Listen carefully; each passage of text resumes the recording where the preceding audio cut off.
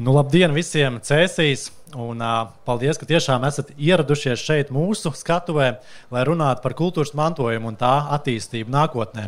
Un šodien uz skatuves mēs esam šobrīd tādā kuplā skaitā, pārstāvam dažādas jomas kultūras mantojumā, kas ir ikdienā tādas specifiski joma, un līdz ar to ir vajadzīgas šīs dažādās specifiskās puses, ko mēs katrs varam redzēt ikdienas darbā.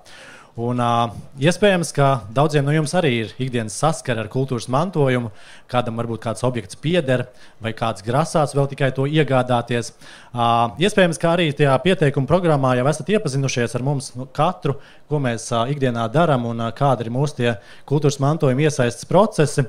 Tādēļ varbūt tāda iepazīstināšana atsevišķi mums nebūs nepieciešama, bet tas mūsu šīs dienas temats ir par kultūras mantojumu, kā mēs to saredzam. Vai tas ir apgrūtinājums, jeb tomēr resurss.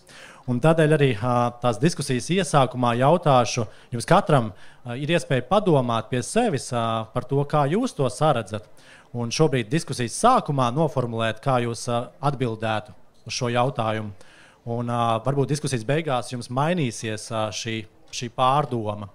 Un tādēļ arī diskusijas dalībniekiem šobrīd katram došu iespēju īsi pateikt, kā viņš šobrīd saredz šo atbildi uz šo jautājumu. Vai tas ir resurss, ja tomēr apgrūtinājums?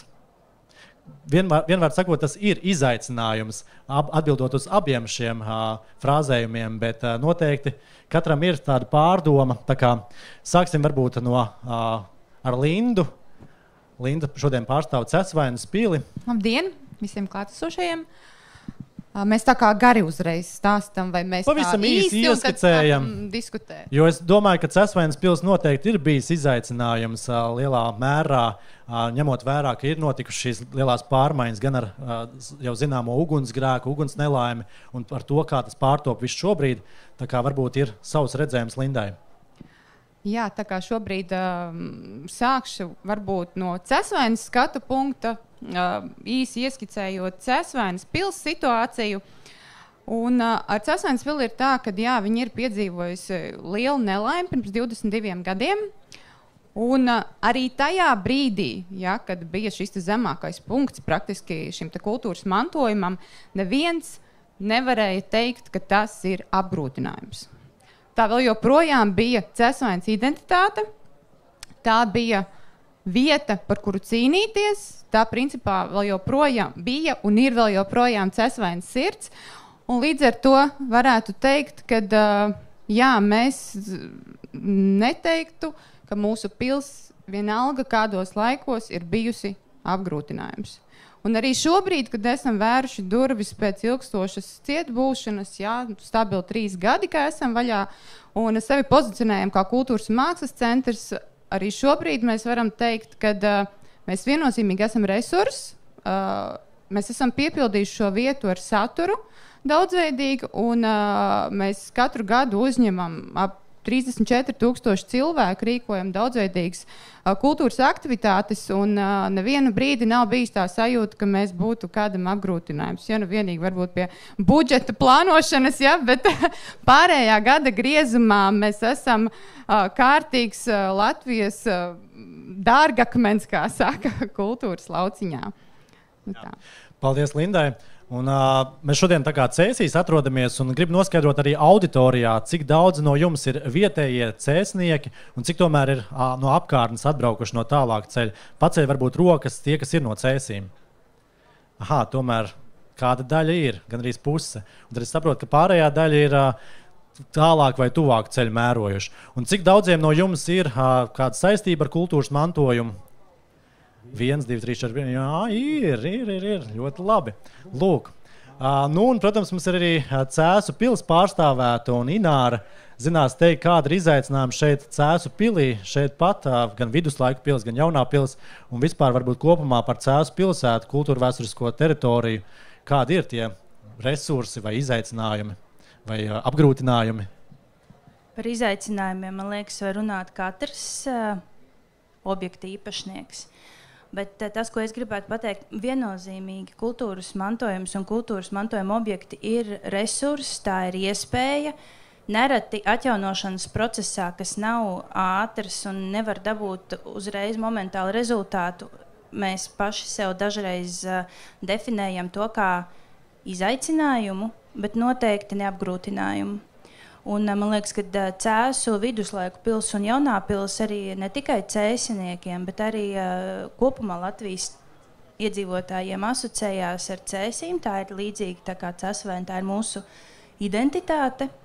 Un nevienā mirklī tas nav apgrūtinājums. Un Vidzemes reģions vispār ir ļoti bagāts ar kultūras pieminekļu objektiem. Un ir Dzerbene, ir Lielstraupas pils un tā tālāk, un ir Valmiera, un ļoti, ļoti daudz. Un man liekas, ka jebkurš objekta īpašnieks tiešām lepojās ar to, vai tieši apsaimniekotājs lepojās ar to, ka ir tādi objekti. Jā, bet par izaicinājumiem varbūt mazliet vēlāk, jo tas ir diezgan ilgs un garš stāsts. Par to mums vēl ir 90 minūtes laika šodien veltīts tam tieši šai tēmai, tā kā būs laiks parunāt.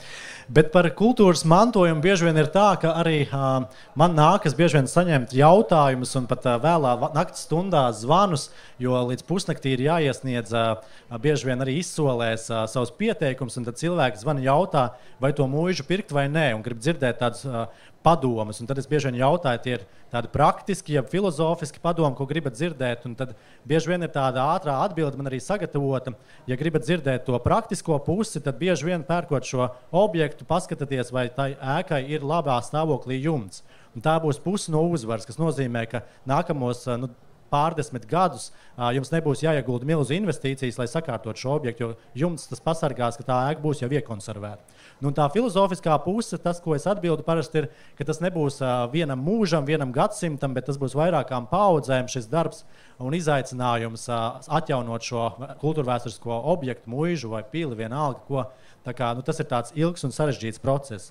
Un bieži vien ir tā, ka šie jaunie īpašnieki nedaudz atturās un tādi ar rezervi tajā visā stāstā ir iegājuši, jo viņi izdzird vārdu kultūras mantojuma pārvalde, un tajā brīdī viņi tiešām domā, ka tad ir viss slikti. Ja tas ir kultūrvēsturiskais objekts un tam ir noteikts valsts nozīmes kultūriskā pieminekļa status, tad tur neko nevar darīt. Un tādēļ mums uz sarunu arī ir aicināta Nacionālā kultūras mantojuma pārvaldes pārstāve Anna Ancāne, un Anna varētu no savas puses, gan kā profesionāli no savu darba viedokļi, gan arī varbūt tīri privāti, tu kā iedzīvotājs, kā tu uz to skaties? Jā, paldies. Vispirms, ja mēs raugāmies uz kultūras mantojumu kā uz resursu, tad vispirms, lai saprastu, ka tas ir resurs un varbūt resurs, ir jāapzinās šī vērtība. Un tas ir primāri. Un dažreiz, kur ir problēma? Ja, piemēram, cilvēks dzird vārdu Rembrandta glezna vai Stradivāri viola, tad nevienam nerodās šaubas, ka mēs runājam šeit par milzīgām vērtībām. Turpretī, ja mēs runājam par kultūras mantojumu, kas ir tepat blakus, un it īpaši tas dažkārt attiecas uz tādiem arhitektūras objektiem, tad nevienmēr ir tik vienkārši uztvert to vērtību, kas varbūt nav tik ļoti klāji eksponēta. Bet tāpat laikā arī kāds neuzkrītošs objekts var būt ārkārtīgi vērtīgs valsts mērogā un pat vēl plašāk. Tas, ko gribētos teikt tiem, kuriem Nacionālā kultūras mantojuma pārvalde šķiet kā tāds bieds un status šķiet kā apgrūtinājums, tad vispirms es gribētu uzsvērt, ka statusa piešķiršana, kultūras pieminekļa statusa piešķiršana kādam objektam primāri nozīmē vērtības manifestāciju visai sabiedrībai. Ja, un to mēs arī sākām kultūras pieminekļu īpašniekiem. Izejot no šī, tad arī ir, būtībā tad izriet arī viss pārējais, ja mēs apzināmies šo vērtību. Tad mēs neuztveram statusu arī kā apgrūtinājumu, bet tieši otrādi tas ir palīgs un lielā mērā tas, tur ir tā otra puse, ka tas ir veids, tas drīzāk, apgrūtinājums, tas tiek arī kādreiz varbūt pārprasts vai uztverts tādā sagrozītā veidā, jo tie ierobežojumi, kas nāk līdz kultūras pieminekļa statusam, ir domāti tādēļ, lai vienkārši palīdzētu nesabojāt kaut ko. Jā. Nu, tā es gribētu skaidrot varbūt šo. Ļoti labi. Jā. Mēs šobrīd vairāk runājam par šiem Latvijas lokāliem piemēriem, kā bija Cēsis un Cēsvaini, bet skaidra lieta, ka tā nav arī pasaulē nekāda jauna teorija, ka ir kultūras pieminekļi. Un nesen es arī biju apbraukāt arī pilis un muižas Francijā un Luāras ielajā, un biju tādā nelielā apdzīvotā vietā, pagastā, un tādā mazā pagastā viņiem bija 7 viduslaiku pilis. Un tās bija 13. gadsimta, un nevienai no tām nebija valsts nozīmes kultūras kā pieminekļa status. Un paši īpašnieki par to bija priecīgi, jo citādi tur ir diezgan sarežģītā visa sistēma, lai to atjaunotu. Bet stāsts ir par to, ka viņu visu šo īpašnieku izpratne bija tāda, ka tas mantojums ir saudzējams, saglabājams, jo nevienas mantojuma sistēma vai aizsargājums pieminekļa status jau nepasargā šo pieminekļu no iznīcības. Vienalga, jebkurā brīdī to var iznīcināt, lai cik daudz viņiem status un aizsargājumu nozīmi būtu piešķirt. Un šajā gadījumā man šķiet, ka arī, mēs zinām, ir daudzas mazpilsētas arī Latvijā, ir ar daudz kultūrvēsturiskajām ēkām, un nevienmēr visām ir šie valsts nozīmes kultūriskā pieminekļa vai reģiona vai vietējas nozīmes statusi. Un viena no tādām vietām noteikti arī ir Kurzemē Aizpute, kas varētu padomāt, ir pilna ar graustiem, vietējiem šķietamiem, ko visu vajadzētu notīrīt, nojaukt un pārbūvēt, bet ir kādi dūlie, kas tomēr saka, ka nē, ka tas viss ir saudzējams, saglabājams, un tādēļ arī mums šodien ir Andris no Aizputes pievienojies, kurš šobrīd arī aktīvi darbojās, lai tos graustus tomēr saglabātu un kādu no tiem arī pašu spēkiem atjaunotu. Labdien! Paldies par uzaicinājumu. Pirmām kārtām, atbildot uz šo jautājumu, vienmēr ir svarīgi skatīties caur subjektu prizmu. Kurš ir tas, kurš atbild, vai tas ir apgrūtinājums vai vērtība, jeb resursi? Un attiecībā uz Aizputi skatoties, un es domāju, ka Latvijā ir ļoti daudz tādas vietas, kā mēs varētu sākt ar vietējiem iedzīvotājiem, un tā mana pārliecība ir tāda, ka lielai daļai iedzīvotāju jau kādu laiku, protams, ka kultūras mantojums ir apgrūtinājums. Tādēļ, ka cilvēki uzskata, ka tas ir dārgi, nepraktiski, tur nav labierīcības centra vēsturiskajos īpašumos, un daudzus gadu desmitus cilvēki izvēlējās dzīvot padomju bloka mājās, un attiecīgi šajās vēsturiskajās ēkās dzīvoja nelabvēlīgas ģimenes vai cilvēki, kuriem nepiešķīra rindas kārtībā dzīvokļus. Un šī gadu desmitiem kultivētie aizspriedumi ir ļoti grūti maināmi. Un, diemžēl, arī skatoties no pašvaldības puses, nevienmēr šī vērtība tiek izprasta vai novērtēta pietiekamā līmenī. Un tas mūsu uzdevums šādu dullo cilvēku, kuri investē laiku un līdzekļus vēstures glābšanā, ir uzdevums ne tikai strādāt varbūt ar šo savu šauro robežu savā īpašumā, bet arī skaidrot apkārtējiem cilvēkiem, ka tā ir vērtība un ka tā ir patiesībā viena no galvenajām vērtībām, jo mūsu valsts diez vai kādreiz būs industriāli ļoti attīstīta, tāpēc, ka mūsu iedzīvotāju sastāvs un arī daudz pārējie priekšnosacījumi šādiem industriālās attīstības projektiem nav pietiekami salīdzinājumā ar Vāciju, piemēram. Un tas, ko mēs darām Aizputē, mēs ļoti daudz ieguldam enerģiju tieši pašvaldības izglītošanā, tāpēc, ka pašvaldībai, protams, ka daudz dārgāk ir atbalstīt vecus īpašumus. Un tāds vienkārši hrestomātisks piemērs ir Aizputē ir Livonijas ordeņa pils, līdzīgi kā Cēsīs, kur tajā brīdī, kad aktīvi iedzīvotāju grupa mēģina pārliecināt pašvaldību, ka pils ir jārestaurē, un iepriekšējā pašvaldība pirms novada reformas tur ir jau veikusi priekšdarbus, tad jaunā pašvaldība saka, mēs nevēlamies investēt akmeņos. Ja? Tad viņa šo vēsturisko īpašumu sauc par akmeņiem. Un tad tas mūsu uzdevums ir mainīt šos priekšstatus, un viņi lēnām mainās. Un tas arī, protams, ka iedvesmo iedzīvotājus turpināt ieguldīt tajos īpašumos. Paldies.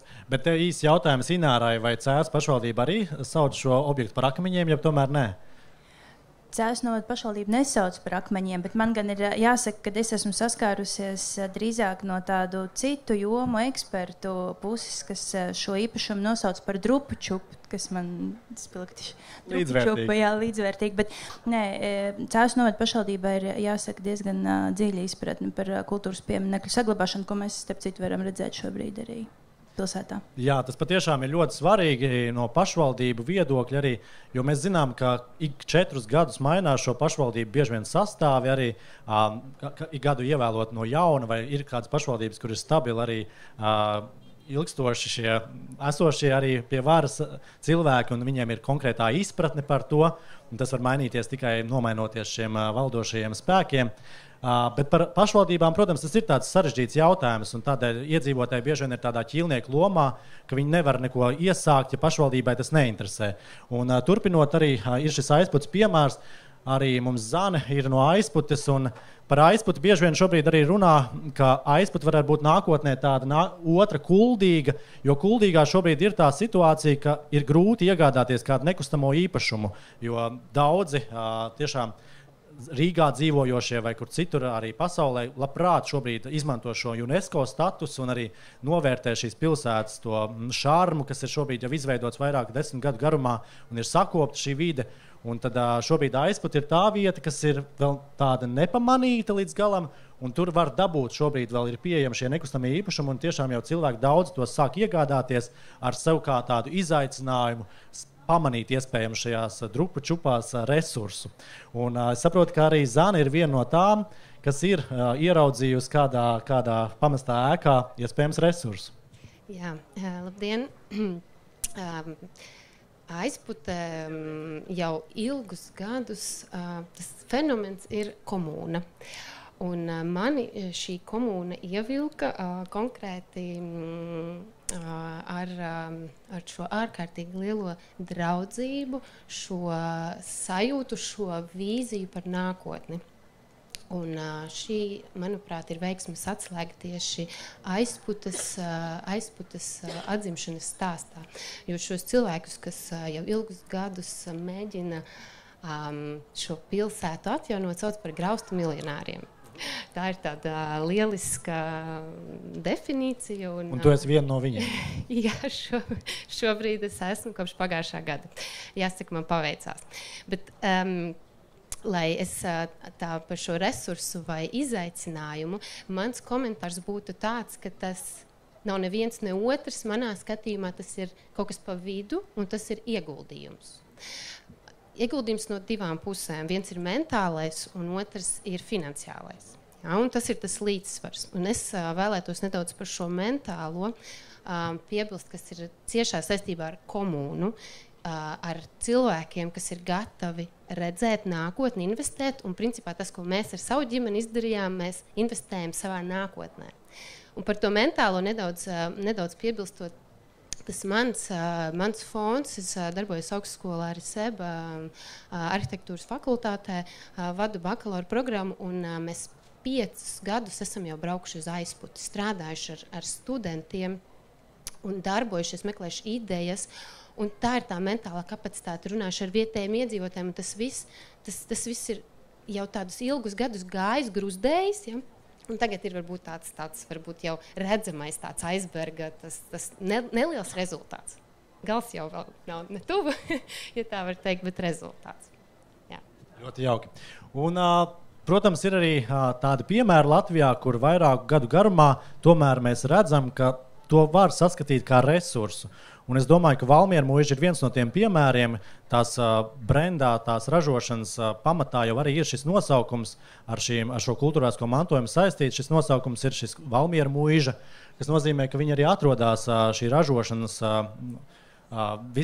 visa ražošana atrodas tieši šajā kultūrvēsturiskajā teritorijā. Un tad tādēļ Sabīnai arī jautāšu par Valmiera mūžu, vai tiešām tas tomēr varbūt ir kā apgrūtinājums jums, labprāt, jūs gribētu būt kādā citā vietā nekā šajā kultūrvēsturiskajā teritorijā? Labdien visiem sākumā, un tu ieliki man vārdus mutē, ka man jau ir jābūt viedoklim, ka tas ir resurss. Ja? Okay, man nav izvēles.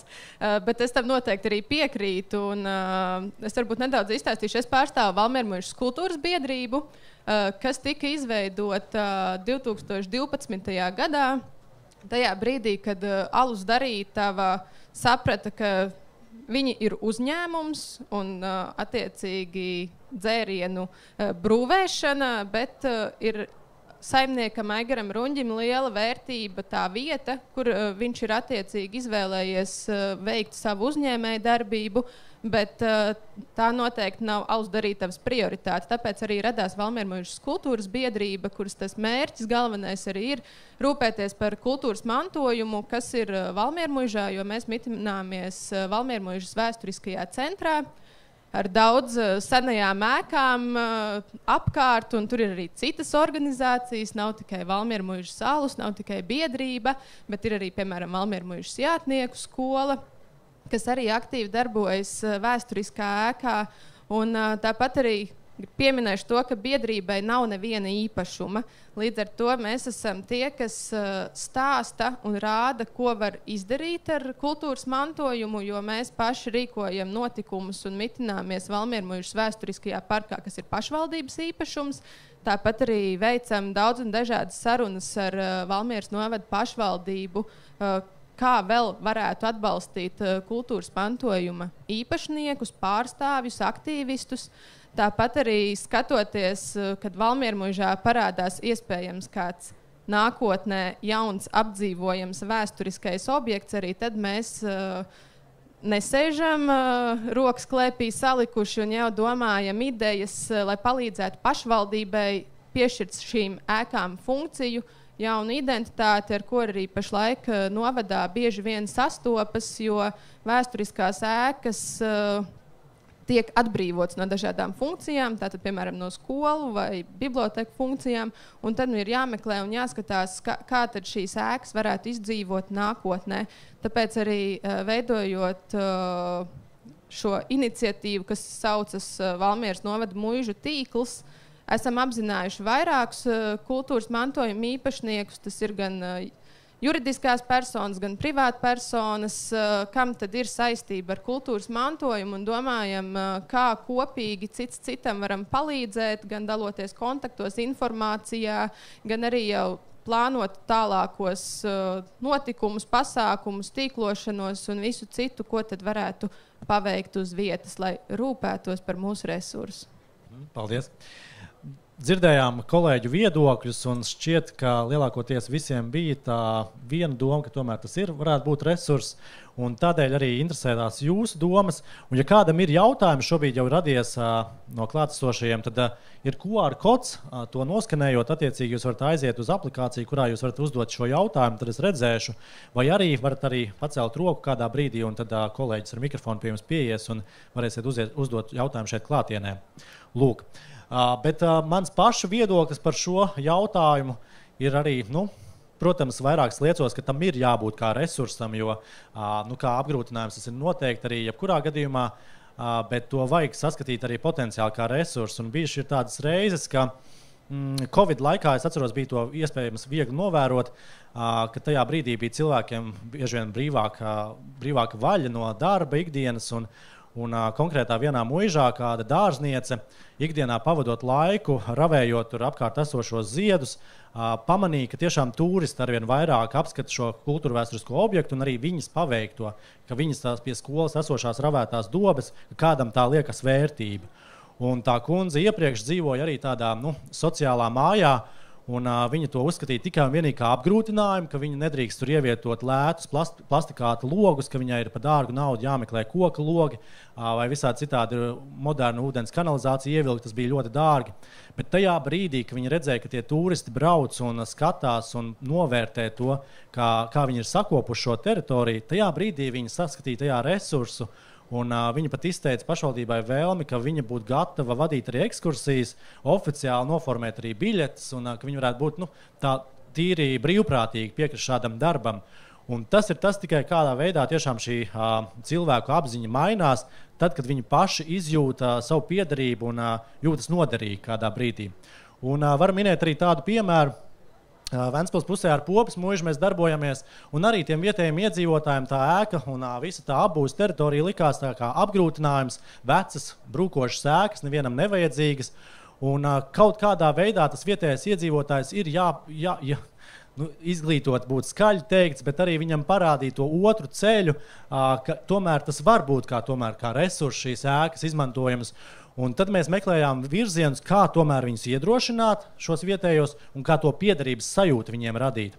Un viens no veidiem bija, ka mēs caur dzimtu sakņu izpēti, attiecīgi mēs meklējām muižas teritorijā dzimušos, caur baznīcas grāmatām šos vēsturiskos uzvārdus, un tiešām tādi bija daudz vietējie savā kopienā atpazinuši viens otru.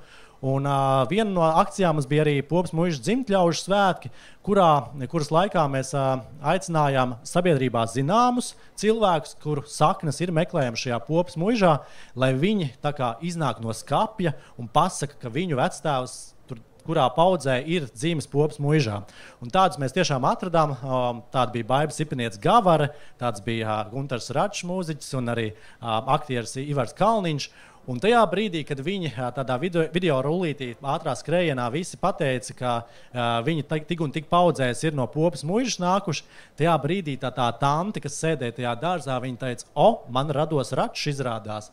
Un tad viņi arī uzreiz saprot, ka tai vietai ir tā vērtība, un tad arī viņi sāk skatīties jau citādāk, ka tas ir jāsaglabā, nevis jānojauc tā māja, bet varbūt, ka tomēr var to koka logu ielikt un atrast iespējas, kā to finansējumu piesaistīt un saglabāt.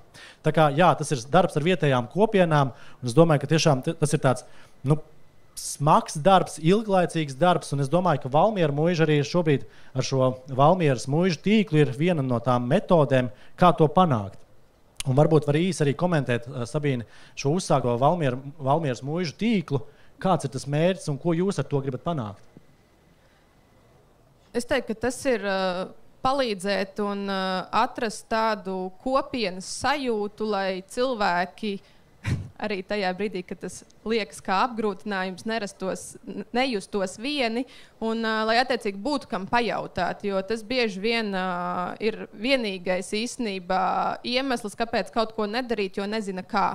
Un bieži vien šī informācija ir sarežģītāk atrodama, bet varbūt, ka turpat blakus pagastā kāds jau visu to ir izdarījis un zina gan kā koka logu restaurēt, gan ko darīt ar sienu un griestu glaznojumiem, ja tādi ir īpašumā, gan arī varbūt iesaka labākos augus, ko stādīt parkā vēsturiskajā. Līdz ar to tad es teiktu, ka tā ir tāda tīklošanās platforma, lai šie cilvēki, mēs nejustos vieni paši, ar mūsu lielisko resursu, par ko visi kopā varam rūpēties, bet lai tas būtu tāds kopdarbs un lai, protams, šie kultūras mantojuma objekti netiktu nolaisti un atkal varētu atgriezties apritē, ja tā tas tomēr ir noticis. Jā, paldies. Un mums ir arī pirmais jautājums no skatītājiem, no klausītājiem, un tas ir par finansējumu, attiecīgi padomi finansējumu piesaistēja, lai kultūras mantojumu apgrūtinājumu pārvērst par resursu. Un noteikti finansējuma piesaistes veidi ir dažādi, citi lielāki, citi mazāki, bet tajā brīdī, ja ir šis objekts kā kultūrvēsturiskais piemineklis, tad noteikti Ansānas kundze varētu nokomentēt, kādi ir tie finansējuma piesaistes veidi tiešām no valsts finansējuma, tieši pieminekļu glābšanai vai restaurācijai. Šajā jautājumā, kā apgrūtinājumu pārvērst par resursu, es arī saklausīju drusku tādu niansi. Es gribētu uzreiz tāpēc teikt, ka katrai pašvaldībai ir tiesības pašai radīt tādu instrumentu, kā veicināt kultūras mantojuma atjaunošanas procesu. Ja? Tajā teritorijā, kas ir viņu... Ir kādas pašvaldības, ko var minēt, kā piemēru? Es varu pateikt konkrēti, Rīgas pašvaldība, kā mēs zinām, ir Daugavpilī savs arī šāds instruments, kā Valmiera, viņi to dara. Sabīne saka, Jā. Jā, Valmierā sēgi uzņēmēji. Cēsis arī, protams, jā.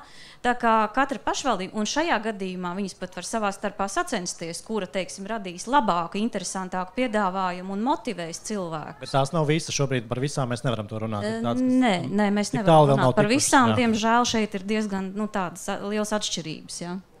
izpratnē un vērtību tādā novērtējumā patiešām.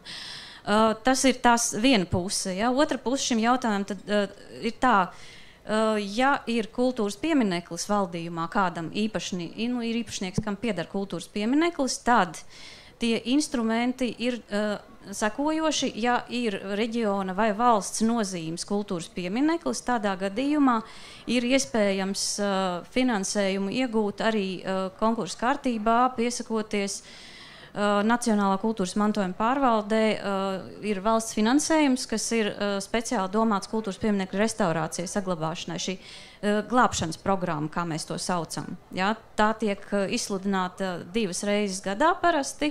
Ir jāsako līdz šiem datumiem mūsu mājaslapā. Mantojuma pārvaldes ar to var iepazīties. Mums ir speciāla struktūra daļa, kas to administrē. Un, jā, attiecīgi šāds vēl veids pastāv, kā piesaistīt finansējumu kultūras piemineklim. Lūk. Labi, paldies. Un tas, ko es varu no savas puses arī komentēt, protams, ir arī kultūra kapitāla fonds. Un bieži vien ir dzirdēts šajos konkursa rezultātos, ka visiem naudas nepietiks un vienmēr kāds paliek aiz šīs strīpas. Un šobrīd mēs arī ar Ināru esam tie, kas šobrīd arī pārstāvam Valsts kultūra kapitāla fonda kultūras mantojuma nozari. Mēs esam ekspertu komisijā un mums ir bijusi jau šī gada viena no šīm projektu izvērtēšanām. Un tad arī skatoties šos projektus, es gan tā nevarētu teikt, ka visiem naudas nepietiks, jo man gribās teikt, ka visiem arī nevajag, jo redzot tos projektus, kas tur tiek iesniegt, citreiz liekas, zeme atveries arī, ko tas cilvēks ir domājis ar to. Bet lielākoties, protams, ir labie, ir veiksmīgie stāsti un labi projekti un tās labas ieceres. Un tas, kas ir novērots, ka tiešām bieži vien arī ir tādas tehniskas kļūdas un parastas kļūdas, un tas ir kā iemesls, lai atteiktu bieži vien šos projektus. Tādēļ arī ir jāpievērš lielāka vērība. Ja arī jūs pārkopējat gadu no gada vienu to pašu projektu sniedzat, ko vairāk kārt nav apstiprinājuši projektu konkursu, tad tomēr izejiet cauri un nedaudz pamainiet kaut ko saturā, un tad jau noteikti nākamreiz varbūt būs kvalitatīvāk un arī to iespējams apstiprinās. Bet Ināra varbūt vēl var komentēt. Jā, šeit jautājums būtu jāsadala 2 daļās, jo mēs zinām, ka valsts atbalsts, kas ir gan Nacionālā kultūras mantojuma pārvalde, gan arī Kultūra kapitāls dod finansējumu tikai juridiskajām personām, biedrībām, nodibinājumiem, bet es kā privāta persona es nevaru uzrakstīt pieteikumu savā īpašumā esošajam kultūras piemineklim. Un tas ir tas stāsts, par ko šobrīd arī Jūrmalas pašvaldība ir pacēlusi. Arī Jūrmalas pašvaldībā, līdzīgi kā Anna teica, ir savi atbalsta mehānismi, un Igaunija šobrīd ar to ir veiksmīgi tikus galā tieši no valsts puses. Viņi ir atraduši veidu, kā valsts dotāciju nodot šai privātpersonai, lai neveidotu mākslīgus veidojumus. Jo gal galā arī privāta persona var būt kā pašnodarbināta, un viņa var šo publisko pieejamību nodrošināt objektam, kas mums savukārt izpaliek. Un es nezinu gan gluži, kur tas jautājumu uzdevējs šobrīd atrodas, bet es zinu to, ka arī tā otra puse jautājumam ir tāda, ka varbūt ka sākumā nemaz liela apjoma finansējums nav nepieciešams. Tajā brīdī, kad mēs iegūstam savā īpašumā kultūras mantojuma objektu, mums vispār ir jāsaprot, kas ar viņu ir jādara. Jo ne visi no mums ir arhitekti, ne visi no mums ir restaurātori. Mums ir jāspēj saprast, ar ko sākt. Un bieži vien cilvēks arī sabīstās. Viņš it kā sāk no vienas puses, bet viņš sabīstās. Un tad tālāk var nākt ne tikai kultūras mantojuma pārvalde, bet mums ir arī, mēs ļoti labi zinām, kā tagad ir visādas darbnīcas izveidotas, ir Kuldīgais pute, mums ir Jūrmala, respektīvi aizvien vairāk Rīga, aizvien vairāk pilsētās Liepāja. Man šķiet arī restaurātoru darbnīcas ir šie centri, kas spēj palīdzēt. Arī mums cēsīs ir tādi, kur vienmēr pazvanot, pasaucot speciālists atbilstoši, nekad neatteiks konsultāciju. Un nevienmēr šis finansējums ir nepieciešams tik liels, jo, kā mēs zinām, Kuldīgā tu paņem savu logu padusē, to aizēj un viņi restaurē. Jautājums ir par to. Šeit var nokomentēt arī par to lielo naudu, jo ir tādi objekti, diemžēl Latvijā redzami, kur ir bijušas lielas investīcijas, un saimnieks ir nopircis to muižu, un viņam tiešām ir bijusi plaša rocība. un mēs aizbraucam uz to objektu, un viņš nav dzīvs. Tur ir viss izdarīts, lai viņš nebūtu kultūra vēsturiski vairs baudāms. Un tādas muižas, diemžēl, mums ir Latvijā, un bieži vien mēs saņemam arī iesniegumus, ka viņi grib mūsu asociācijā kļūt par biedriem. Un tad man ar kaunu ir jādomā, ko lai mēs darām ar to objektu. Mēs nekā viņam nevarēsim palīdzēt, kā viņus reklamēt, jo tur ir tā viss noglancēts, un tur ir noflīzēts un izdarīts viss tāds eiro remonts, ka ar to objektu vairs neko nevar darīt. Un tikai tādēļ, ka bija liela nauda, un tā bija jāiztērē. Bet ja tas būtu darīts pakāpeniski un lēni un ar apdomu, tad tur visu varēja saglābt, un tas būtu vēl ļoti, ļoti efektīvi padarīts par tādu, tiešām par turistu magnētu. Bet šobrīd, diemžēl. Šajā brīdī gribas teikt paldies mantojuma pārvaldei, kas reizēm savā ziņā ir ļoti apgrūtinošs pasākums, ja saskaņot visu, vai ne? Bet tajā pašā laikā, tieši pateicoties viņiem, daudz kas arī netiek sabojāts. Ja? Un šī vērtība saglabājas un viss tiek pareizi, secīgi darīts, lai tā konkrētā vieta dzīvotu. Ja? Tā kā, paldies.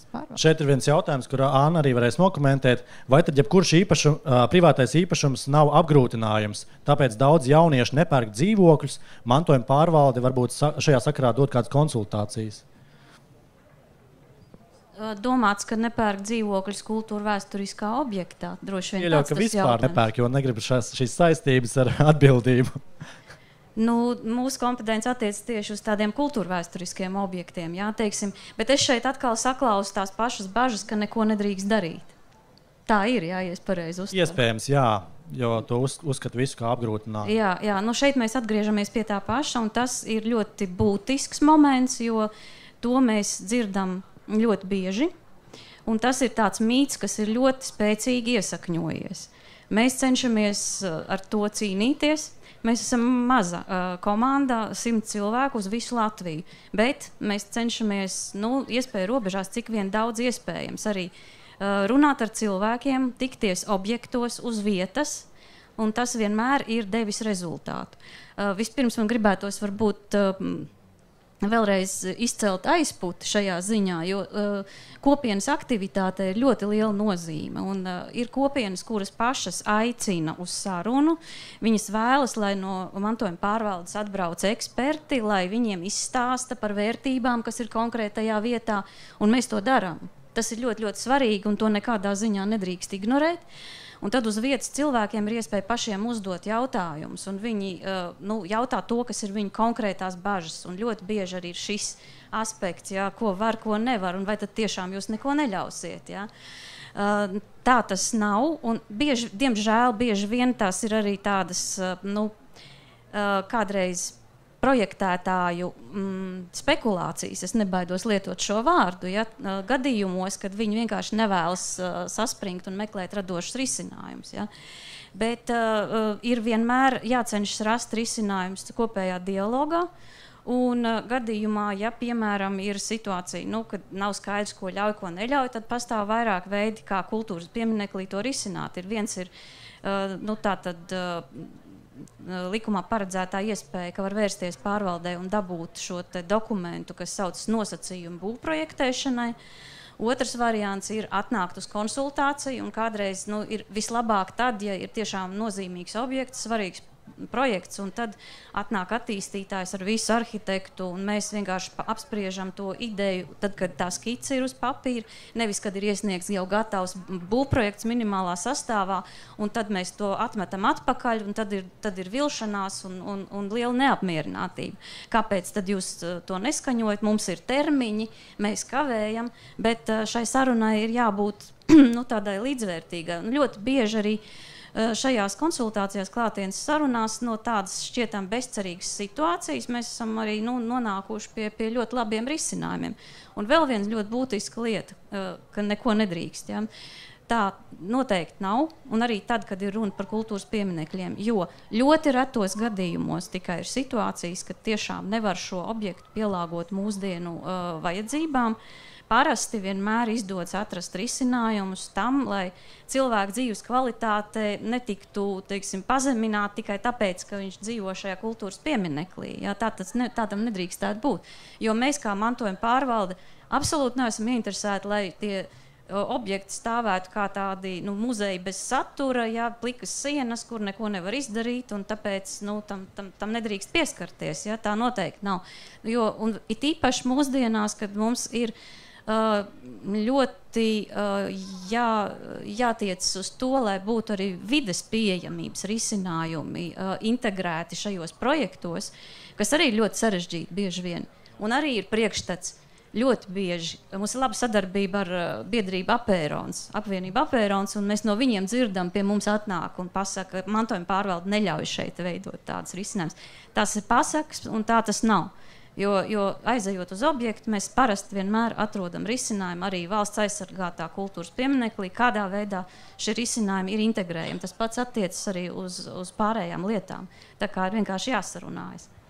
Ināra? Tas, ko es gribēju papildināt Annas teikto, tik tiešām ļoti liela laimspēle ir projektētāji vai arhitekti izvēlē, jo nevienmēr arhitekts ar lielu patstāvīgu vārdu, kas šobrīd jau ir ieguvis kaut kādu skanējumu Latvijā, uzreiz nozīmē to, ka viņš tiešām izdomās attiecīgs risinājums tam kultūras piemineklim. Un nevienmēr tas dārgākais ir tas labākais, un vienmēr var paskatīties uz citu pusi, un nereti ir tā, ka pēc savas pieredzes spriežot arī ir bijis saskaroties ar arhitektu, viņš vienkārši negrib domāt citus risinājumus, un tad nāks vai mainīt, vai tieši otrādi pārliecināt. Ir tas pārliecināšanas process, ka tu kā īpašnieks tu pārliecini arhitektu, kā īsti, lai viņš paskatās no citas puses, un tad beigās izrādās arī par to pašu pieejamību runājot vai piekļūstamību, kad mēs tomēr varam atrast citus risinājumus, kas izrādās ir 10 reizes lētāki un īstenībā nemaz nekādu lielu piepūli neprasa. Tā kā šeit arī ir tā duālā situācija. Sabīnai vēl kas sakāms? Jā, es gribēju padalīties ar mūsu pieredzi, jo biedrība 2018.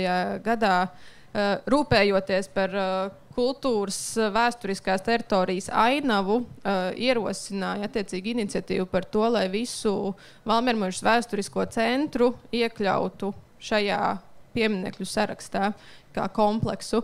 Un tad mums sākās skaidrojošais darbs, kur arī pārvaldē atsaucās, brauca ciemos, stāstīja, tikāmies gan ar iedzīvotājiem, gan uzņēmējiem, kam ir tieši šis aizspriedums, ka neko nevar darīt.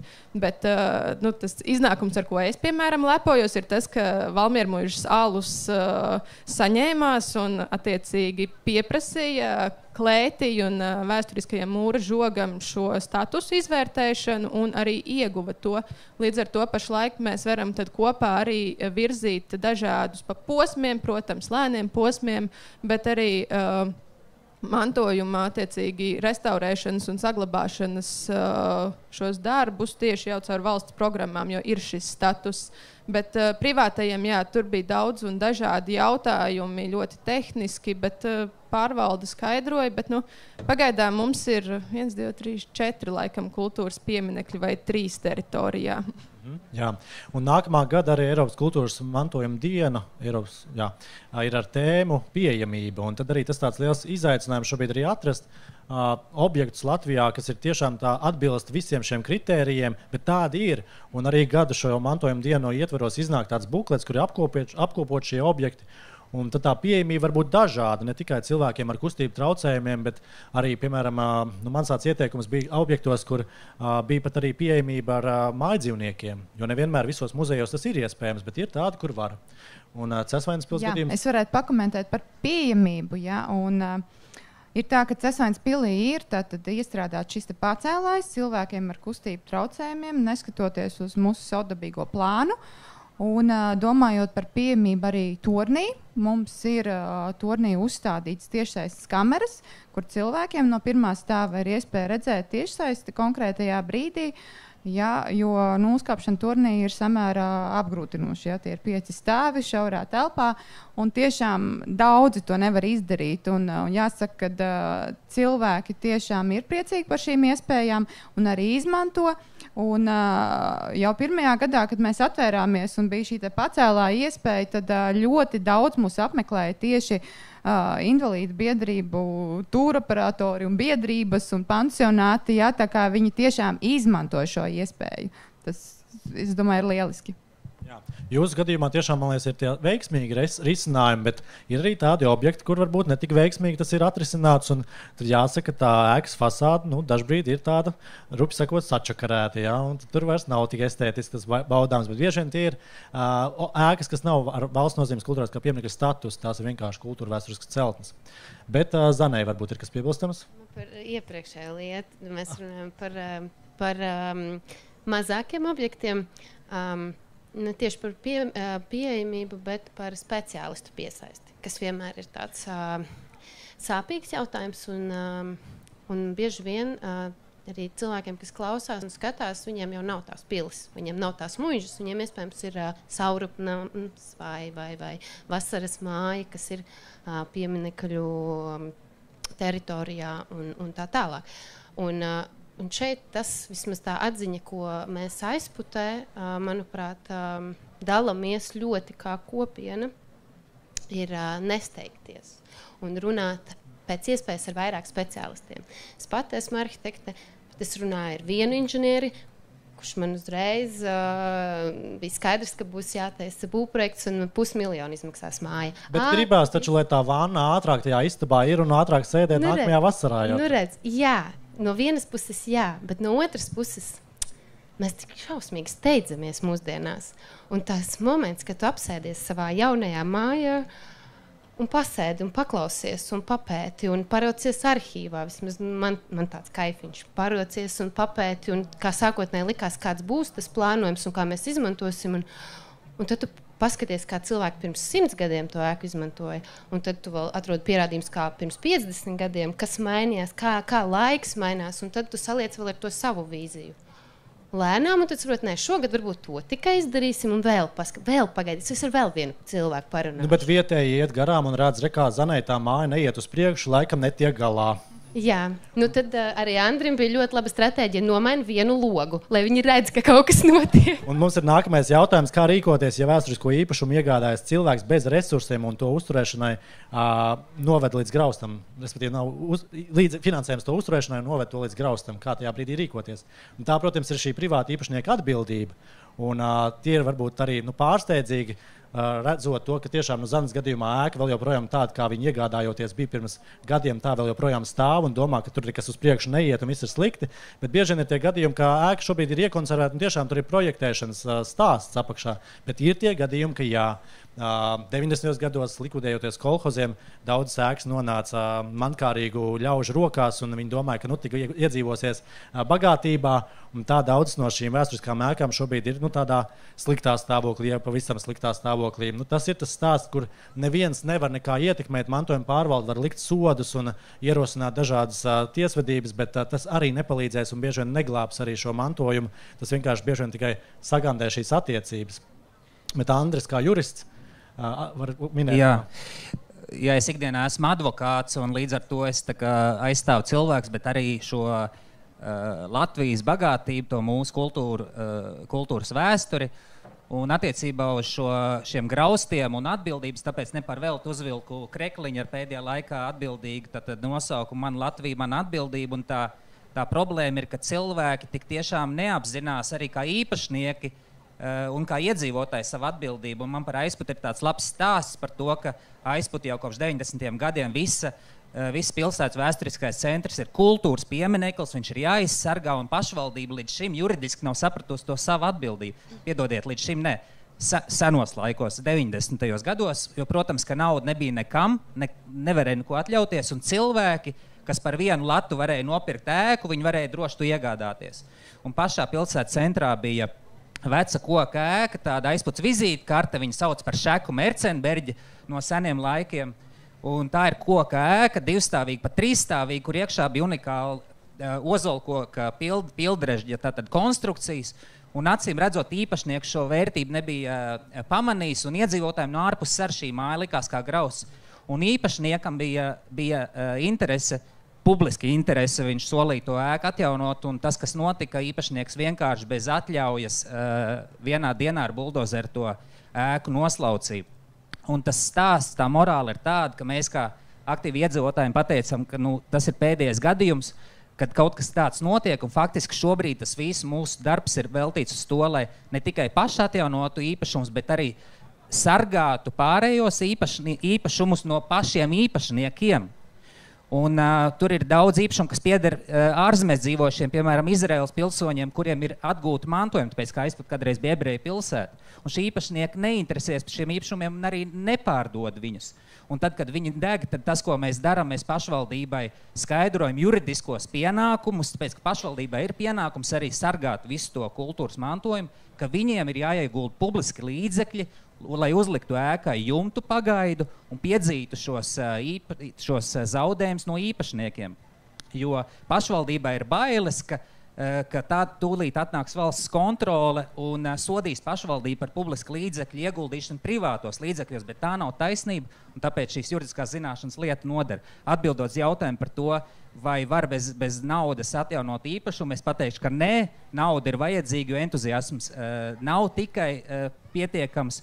Un tas, kas aizpatēja, ir labi 20,000 eiro katrs īpašnieks var saņemt savu īpašumu atjaunošanai, un mēs to visu izmantojam, bet, protams, ka katram ir vajadzīga sava nauda, un attiecīgi tas nozīmē, ka cilvēkiem tik tiešām šī atbildība ir jāuzņemās, jo tas nav kā paņemt kaķīti no patvērsmes, šis ir tiešām misijas darbs.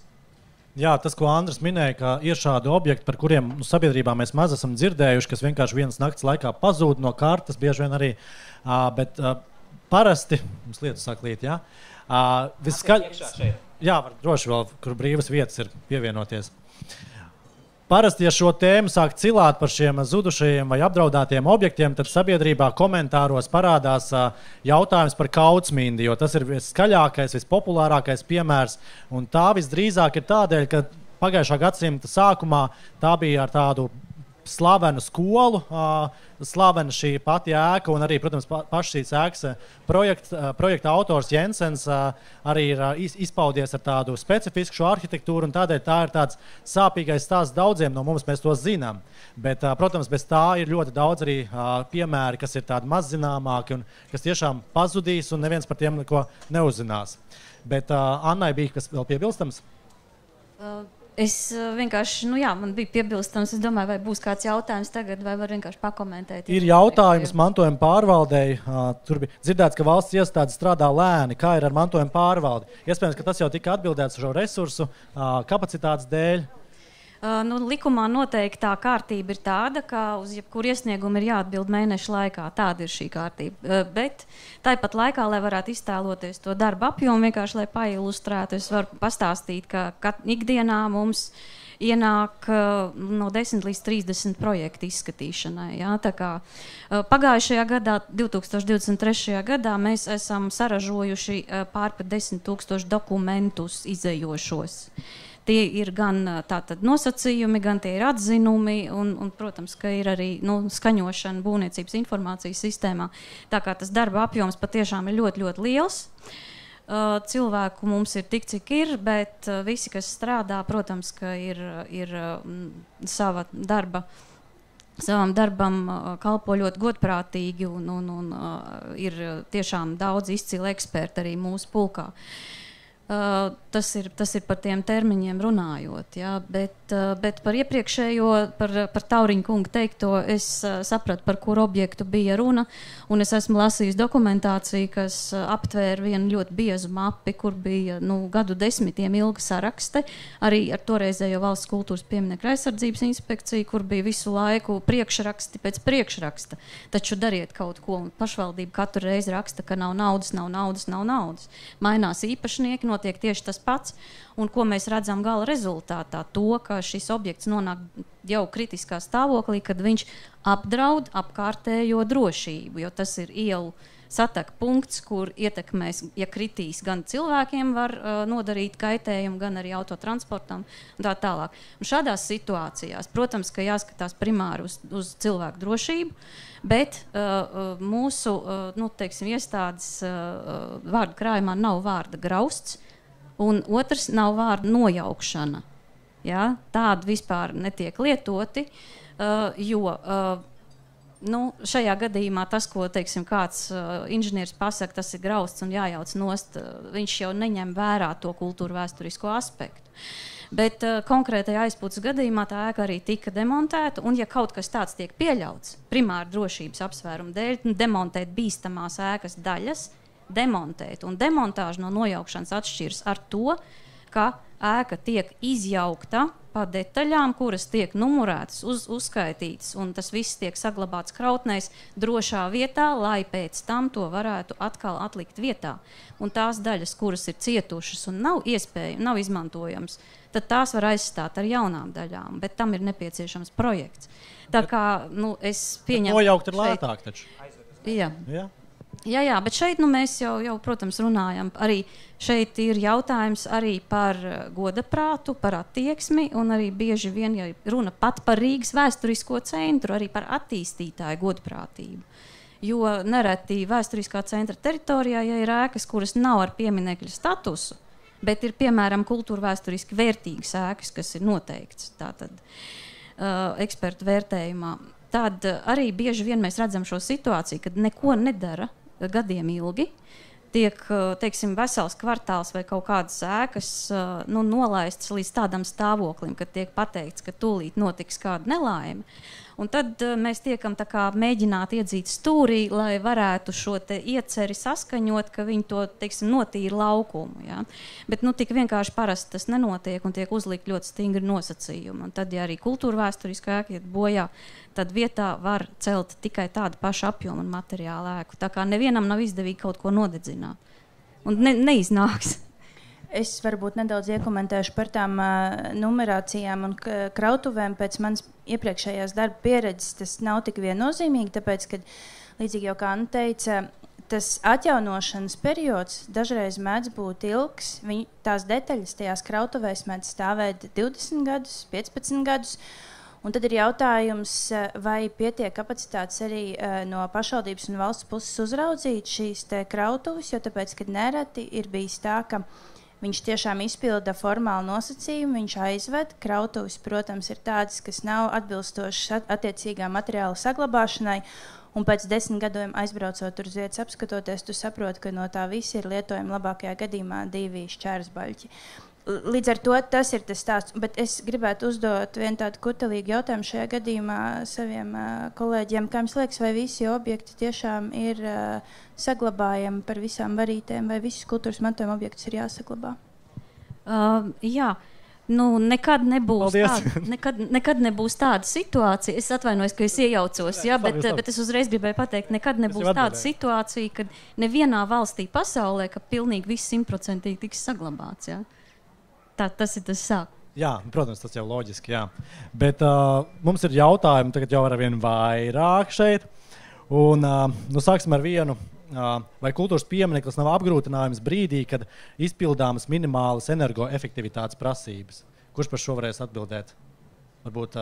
Es iesākšu, Anna, varbūt var turpināt. Es teiktu, ka noteikti nē. Viss ir atklāt jautājums no tā, kāds ir speciālists, jo mēs ļoti labi zinām, ka kopējās energoefektivitātes prasības, ko varbūt tās mēs skatāmies no standarta būvniecības likuma, tad, protams, mēs nevaram uzspiest kultūras piemineklim, bet sakārtot jumtu, logus, durvis, pagrabu, mēs jau būtiski uzlabojam ēkas energoefektivitāti, kas pēc būtības jau tajā brīdī, kad tā vēsturiskā ēka ir celta, viņi jau visu ir aprēķinājuši. Mums tikai ir jāatjauno kaut kāds līdzīgs klimats. Paldies. Annai, kas piebilstams? Ināra lielā mērā jau atbildēja uz to jautājumu. Ja? Tas ir par tēmu siltināšana. Ja? Un, mēs arvien retāk redzam neiedzīgus risinājumus, kuros ir mēģināts siltināt kādu kultūra vēsturisku objektu no ārpuses, jo šādi risinājumi netiek atbalstīti. Tie, protams, maina šīs ēkas vizuālo tēlu, un tādos gadījumos tad mēs arī iesakām siltināt pārsegumu, pagrabu un tātad sakārtot logus tieši tā. Un, vēl viena svarīga lieta. Vienā sarunā Rīgas pašvaldībā pirms nedēļas burtiski mēs arī runājām par energoefektivitātes jautājumiem. Un, gribētos arī uzsvērt, ka attiecībā uz kultūra vēsturiskiem objektiem nevar tikt pielietoti vieni un tie paši rādītāji, kādi ir standartā citām parastām ēkām. Jā. Un iepriekš mēs runājam par to, vai visu var izglābt un vai nē. Šeit ir jautājums. Šodien izlasīju rakstu, ka Lielvārdes Uldevena koka pili plāno nojaukt. Vai tas nav kultūras piemineklis, vai tam nevajadzētu būt? Ēkai, protams, šim objektam nav pieminekļa status, un tā ir tāda turisma. Es saprotu par to koka dekoratīvo pili, kas ir veidot, protams, viena cilvēka mūža darbs, tas ir kā turisma resurss bijis. Un es saprotu, ka laiku ir nokalpojusi, un šobrīd tas objekts nav vairs turistiem pieprasīts. Un tad kāds ir, nezinu konkrēto šo situāciju, bet es nojaušu, ka ir pieņem šis lēmums, tad attiecīgi viņi nojaukt, nevis atjaunot vai kā citādi. Tā kā, grūti komentēt, bet skaidrs, ka arī mūsdienās veidoti objekti var kļūt par kultūras mantojumu. Tiem nav jābūt gadsimtiem seniem obligāti. Un jaunākais no tiem šķiet ir Latvijas Nacionālā bibliotēka. Ir kāds jaunāks arī?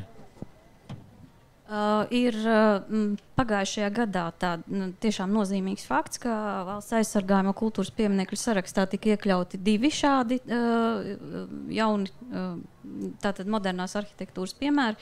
Viens ir Nacionālā bibliotēka, un otrs ir Meinharda von Gerkāna projektētā Villa Guna, kas ir izcils tāds mūsdienu modernismu piemērs Jūrmalā. Un šeit par to Uldevenu pili noteikti būtu jāveic izpēti un jāsaprot, cik nozīmīgs šis objekts ir, cik viņš atbilstoši ir kultūra vēsturiskai tādai rekonstrukcijai, ja viņš uz to pretendēja agrāk, un kas no tā ir saglabājams. Bet, ja tie ir tā vulgarizējot malkas krāvumi, tad droši vien tur izvērtējot, varbūt tāds nepozitīvs šis lēmums, bet es pieļauju, ka tas ir diskutabili. Protams, mums šie turisma objekti bieži vien kļūst tādi sentimentāli un tuvi, bet vai tos nosargāt un vai vienmēr visam jābūt šajos sarakstos? Andris. Tas, ko es varu vienkārši papildināt, jo cilvēkiem varbūt aiz inerces šķiet, ka viss, kas ir vecāks par 1940. gadu, ir jāsaglabā, un tas, kas ir jaunāks par 40. gadu un ir radies Staļina laikā un tam sekojošajos totalitārismu gados, ir nevērtīgs, un tāpēc mūsu aizputnieku ieskatā tā nebūtu nav. Aizputē Kurzemes atslēgas klubs pirms 2 gadiem tika atzīts par kultūras pieminekli tieši interjeru ziņā, jo tas ir viens no retajiem padomju laikos radītais klubs, kur arī vietējie mākslinieki radījuši interjeru un dizaina priekšmets, un faktiski tur, kur citos klubos un kultūras namos tika veikta eiro remonta lētākais iepirkums un vispārējais tika noslaucīts miskastē, tad Aizputē tas tika rūpīgi glābts, un šobrīd var apskatīties faktiski autentisku 1980. 70. gadu Latvijas mākslinieka interjeru. Tā kā arī tas ir jāsaglabā, un tās ir vērtības, kas bagātina. Bet šeit arī ir tā nianse, ko minēja to Francijas piemēru, ka ne visam ir jābūt piemineklim, lai to nosargātu. Un tas ir atkarīgs no šī cilvēka izpratnes. Var nosargāt arī bez jebkādiem statusiem. Ja pašam saimniekam vai šajā gadījumā pašvaldībai tas interesē, tad viņi to tiešām arī var darīt. Lūk. Bet bieži ir tā, ka atbildi, kāpēc vēlas iekļaut pieminekļu sarakstā, aizsargājumu pieminekļu sarakstā, ir tāpēc, ka mēs par sevīm nešaubamies, mēs šaubamies par nākamajām paudzēm. Vai viņi gribēs saglabāt. Mēs to redzam kā vērtību, bet vai tas klubs arī mūsu bērniem liksies kā kaut kas aizsargājums? Tā ir atbilde. Jā, taisnība. Un te ir jautājums, varbūt tas arī būs Aizputē vieglāk atbildāms, un es arī varu minēt savus piemērus, vai pašvaldība var nogalināt vietējās kopienas iniciatīvu, vai arī otrādi. Un, es domāju, ka es varu minēt to savu Ventspils novada piemēru, kur mēs jau 8 gadus darbojamies sabiedriskā organizācija, un mēs saskatām šajā kultūrvētskajā pieminekļā šo vērtību, bet pašvaldībai, kuras īpašumā tas pieder, viņiem tas nešķiet vajadzīgi. Un tad šos 8 gadus mēs esam tie, kas skaļi bļauj un visiem stāstam, ka tas ir jāsaglabā un tas ir jāatjauno. Tad vienā brīdī, kad ir tā pretdarbība, ka pašvaldība pretdarbojās pret mums, tad ir grūti, un tad vienā brīdī rokas nolaižās, un tad liekas, ka pašvaldība ir mūs nogalinājusi. Bet tad mēs redzam kalendārā, ka tuvojās kārtējās pašvaldību vēlēšanas, un tad liekas, ka tā nogalināšana var tomēr būt reversā. Tā kā visādi var gadīties, bet tas ir, protams, atkarīgs no vietējiem cilvēkiem, kam tas interesē un vai tas ir vajadzīgs. Un, ja tas ir vajadzīgs 1, 2, tad tas bieži vien ir tāds cīņas ar veidzirnavām, bet ja tā visa kopiena iesaistās un visi iestājās, kā šobrīd Aizputas gadījumā arvien vairāk, jūs tur ejat plašumā ar šiem interesantiem, kam to vajag, tad tas arī strādā. Tās iniciatīvas tika nogalināts aptuveni 90. gadu beigās un 2000. sākumā, un es zinu ainavu arhitektus, kur speciāli bija izstrādājuši tieši saglabāšanas dažādas projektus, un iepriekšējie pašvaldības vadītāji nesaskatīja tajā vērtību.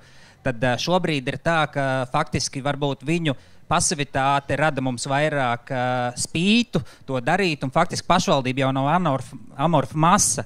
Tie ir konkrēti cilvēki, kur reiz 4 gados mainās, un viņiem faktiski, kā tu pats norādi, 2 gadus pirms vēlēšanām sāk palikt bailes no mums, un tad viņi ar vien tuvāk nāk mums un ievieš dažādas programmas un raksta mūs kā līdzdalībnieks dažādās publiskās iniciatīvās, kaut gan mums nemaz nav paprasījuši atļauju, tā ka faktiski mēs redzam, ka mēs varam veidoties arī kā veiksmīgi partneri.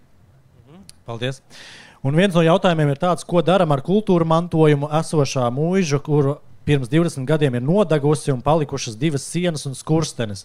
Un tad šeit arī tas stāsts, vai jūs gribat šajā vietā droši vien būvēt pilnībā no jauna kaut ko modernu un pavisam ar citu vizuālo tēlu, vai tomēr jūs tās 2 sienas un to skursteni gribat iekļaut savā jauntopošajā apbūvē, vai arī atjaunot līdzīgu ēku, kāda ir bijusi, kurā ir kalpojuši šīs sienas un šis skurstenis.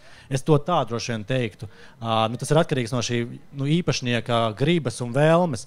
Un visdrīzāk jau es neticu, vai tas ir kultūrvēlskais piemineklis ar status, ja arī šī ēka ir nodegusi un palicis ar skurstenis un 2 sienas, iespējams, ka viņš varbūt ir izslēgts jau no saraksta. Varbūt ir... Šajā gadījumā grūti komentēt, nezinot, kāds status ir, par ko ir tieši šajā gadījumā runa. Bet pat ja tas ir, ja tas būtu piemineklis, tad, protams, tur būtu jāskatās, kas ir noticis, un tad tur noteikti būtu kāds administratīvais akts vai process uzsākts. Bet, piemēram, ja ir tāds viens skurstenis un 2 sienas, un viņš vēl ir pieminekļu sarakstā, ko mantojuma pārvalde šajā gadījumā liek darīt? Šajā gadījumā tad... jāskatās, vispār es aicinātu arī izmantot, teiksim, daudz varbūt no jums arī zina, ir tātad kultūras pieminekļu saraksts, kur ir pieejams, tā ir vietne mantojums LV, informācijas sistēma, un tur arī pie katra objekta ir informācija par saglabājumām vērtībām, kas ir konkrēti kuram piemineklim. Ja? Arhitektūras objektiem arī ir definētās saglabājumās vērtības. Attiecīgi, ja ir notikušas šādas pārmaiņas, tad mēs skatāmies katrā konkrētajā gadījumā, ko tur var darīt, kāda ir situācija. Un vai ir vēlme kaut ko uzbūvēt jaunu vietā, vai arī konservēt to pašu, kas ir saglabājies. Tur ir dažādas iespējas, vesela virkne. Tur ir vienkārši jādomā tad konkrētajā gadījumā, ko var. Bet jebkurā gadījumā, pat ja tam nav kultūras pieminekļa status, tad nesen mēs tieši runājāmies Limbažos par vienu objektu, kas ir arī stāvējis tukšs no 90. gadu sākuma, un tur sākumā ir bijusi kāda muižas klēts vai kas tāds. Bet šobrīd tur ir vēsturiskā akmens mūra fragmenti, kas ir sasieti kopā ar padomju laika sarkanajiem un silikāta ķieģeļiem. Viena daļa ir nobrukusi pavisam, pašvaldība atkārtot vēlas to jaukt nost, jo tas ir viņu izpratnē vidi degradējošs objekts. Jo viņi var redzēt no ceļa, un kā tad tā tik neglīti izskatās. Ja? Bet tam tas ir ieaudzis viss krūmos. Un tikai tāpēc turisti nebrauc. Jā, apmēram tā. Un tad, kad pienāca klāt, tad pirmais, ko mēs sakām, bet kāpēc tad jūs neizcērtat ārā tos sējeņus, kas tur pa perimetru sāauguši un bojā vēl vairāk to substanci? Šis objekts, starp citu, atrodas tikai daļēji pat aizsardzības zonā, pat nav teritorijā pilsētu būvniecības. Ja? Un šajā gadījumā, ko tur var darīt? Galvenais ir ideja. Ja pašvaldība vēlas tur veidot labiekārtojumu, piemēram, viņiem šobrīd ir kaut kādas idejas, ka viņi kaut ko tur grib tādu. Ja? Tad arī šajā labiekārtojumā, piemēram, var integrēt esošos šos mūra fragmentus, kuri ir pietiekami noturīgi. Sākumā, protams, ir tehniskais apsakojums, kas pasaka, kuras daļas tad ir stabilas, kuras nav. Un, protams, ka tas, kas ir bīstams iebrucis, tas tiek izvākts ārā, un attiecīgi pēc tam jau ir projektētājiem darbs. Galvenais ir ideja, pēc tam ir projekts. Jo ir arī redzēt tādas modernas arhitektūras būves, kur viss ir stiklots un pa vidu ir tiešām tādi daži mūra fragmenti, pat dzīvojumā istabā saglabāti. Un kas ir pārsteidzoši, ka sākumā arī tādi cilvēki, kam ir kolhoza izpratne, viņi arī sākumā gribēja visu no jauna skaistām guļbūvēm būvēt un ar lakotām sienām, viss, lai būtu glīti viņu izpratnē. Bet pēc tam viņam kāds kolēģis pateica, nē, tu to vienu sienu mūru atstāji un tev viesi priecāsies par to, un tad šobrīd viņš arī pats ir sapratis to, un pats ir gandarīts par to, ka tiešām nenojauc to mūra sienu, bet integrējas savā jaunajā apbūvē, un pats no tā ir ieguvējis.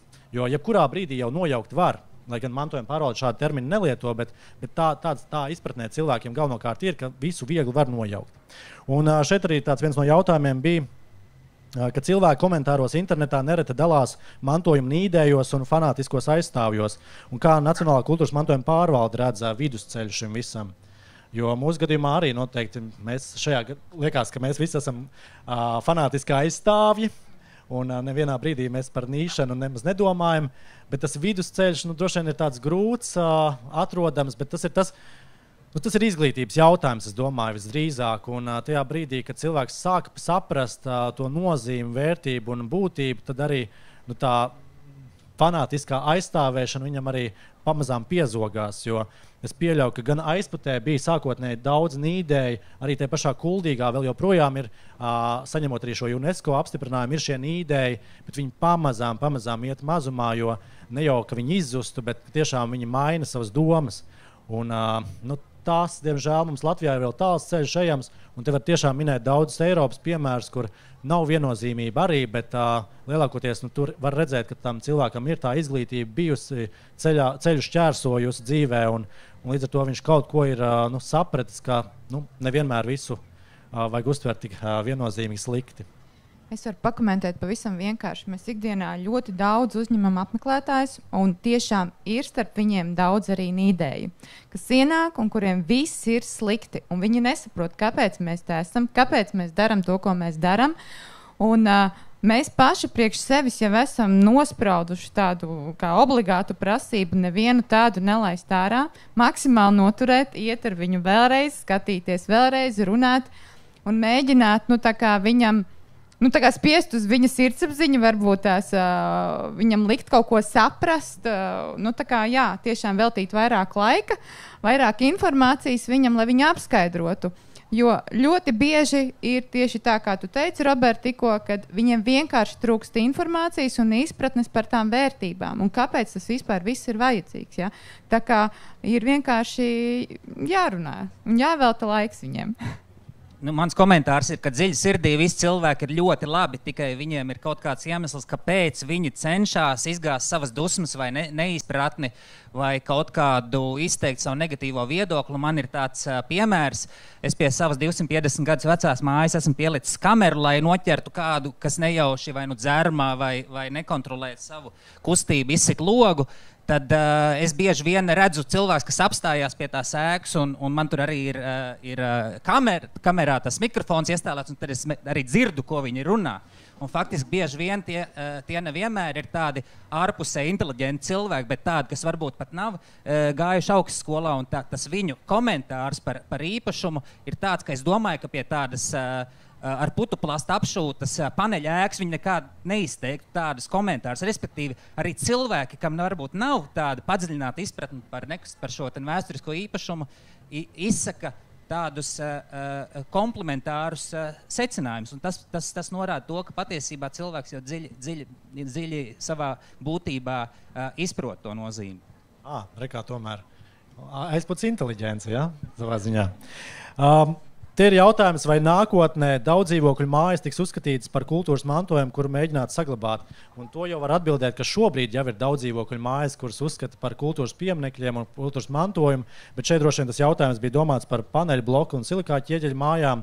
Bet tur arī var minēt tādus piemērus, piemēram, Dānijā, Orhusas pilsētā ir tāds etnogrāfiskais brīvdabas muzejs, un kurā var ļoti jauki redzēt šo gadsimtu pārmaiņu, un sākās no 18. gadsimta pilsētas ieliņas ar šo apbūvi, tālāk ejam cauri 19. gadsimtam līdz pat 20. gadsimtam, kur varam iet šajos dzīvoklīšos.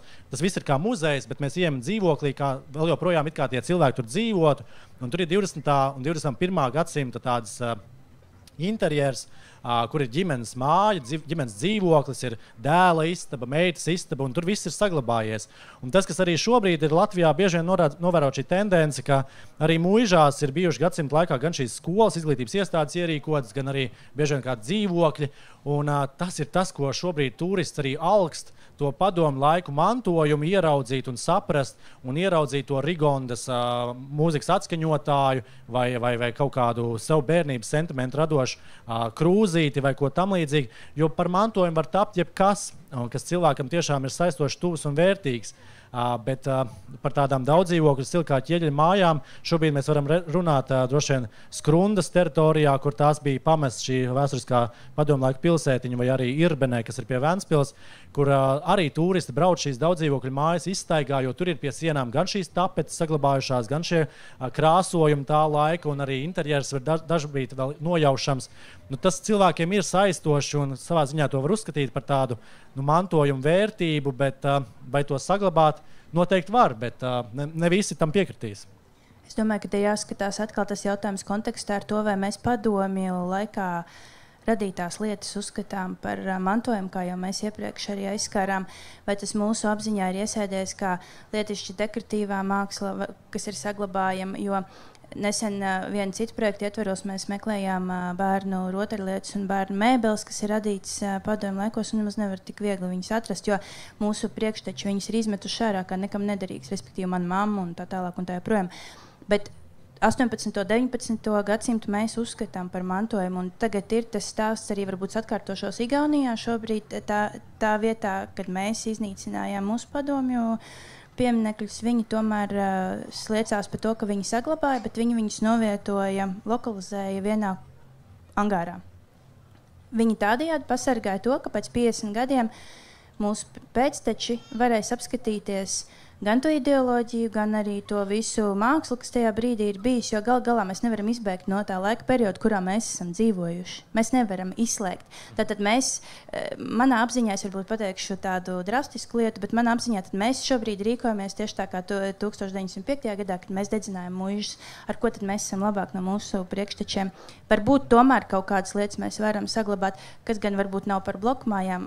Tur jāskatās ir gan materiāla kvalitāte, gan viss tas kaut kāds tehniskais stāvoklis, bet varbūt kāda viena tomēr ir vērts atstāt. Ātri piebildīšu vēl tas, ko Ināra teica, ka tiešām šobrīd muzejiem ir grūti atrast, veidojot pagājušā gadsimta ekspozīciju daudz no priekšmetiem, bet vēl lielāks izaicinājums ir tieši restauratoriem, ka šie priekšmeti nonāk muzeja krājumā, piemēram, kādas gumijas tur izstrādājumi, tur pīlīti vai kaut kas tam līdzīgs, un ka viņi ir bojāti vai laika gaitā viņi sabojāsies, restauratoriem ir milzu izaicinājums, kā to plastikātu norestaurēt, lai viņi tiešām no jauna.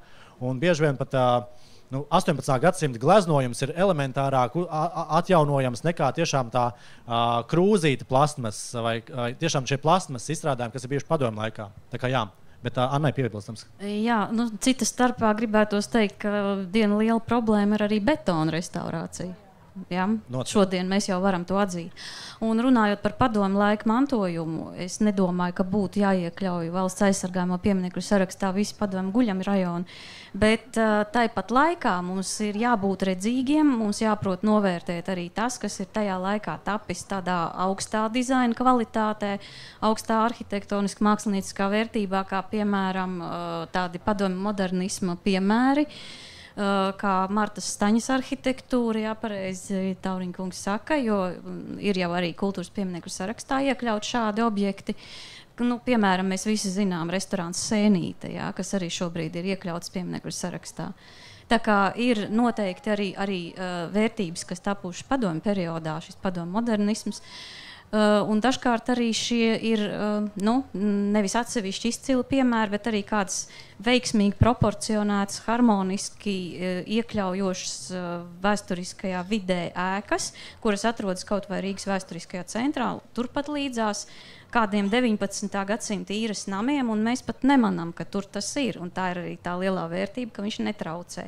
Un tāpēc bieži vien tad, kad ir iecerēti kaut kādi pārveidojumi padomju laika mājām šādā vidē, tad arī jābūt ļoti uzmanīgiem, un mēs arī tad, piemēram, neatbalstam kādu fasādes siltināšanu, īpašnieks ir dusmīgs, kāpēc mēs to neļaujam darīt. Tā taču ir tikai padomju laika māja. bet tas, ka šī māja veido arī visas ielas to kultūru vēsturisko telpu un fonu šai tātad vēsturiskai arhitektūrai un arī pieminekļiem, kas turpat līdzās atrodas, tam arī ir liela nozīme, tas arī ir jānovērtē. Paldies. Mums ir palikuši pēdējās 10 minūtes, mums vēl daudz jautājumi, bet aicinu pagaidām vēl neiesūtīt jaunus, ja mēs tiksim ar šiem galā. Un viens ir komentārs, piebilde par fanātismu bija domāts, ka ir cilvēki, kas negrib redzēt nekādus pārveidojumus, bet Nacionālā kultūras mantojuma pārvalde ļauj pārveidot, lai nebūtu muzejs.